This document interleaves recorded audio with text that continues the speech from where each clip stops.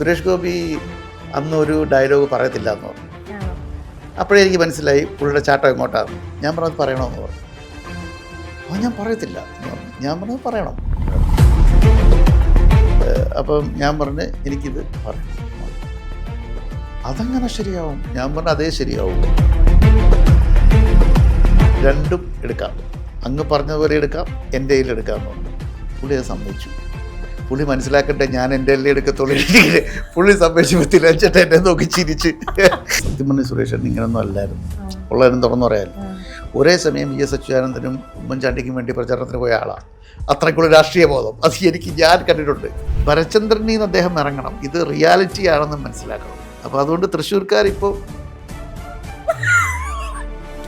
ശങ്കരാടിച്ചേട്ടൻ എന്ന് പറഞ്ഞൊരു അമ്മാവനെ നമ്മൾ മിസ് ചെയ്യുന്നില്ലേ? ഉർവശിയെ വല്ലാതെ നടി ഉണ്ടായിട്ടില്ല. ഉർവശിയുടെ താഴെയുള്ള ശോഭനയും ഈ വിലക്ക് ഏർപ്പെടുത്തിയിരിക്കുമ്പോഴത്തേനും അത് സിനിമയിൽ അഭിനയിക്കുക, അത് ഇറക്കാനായിട്ട് എന്തായാലും കുറെ പാടുപെട്ടിട്ടുണ്ടാവും.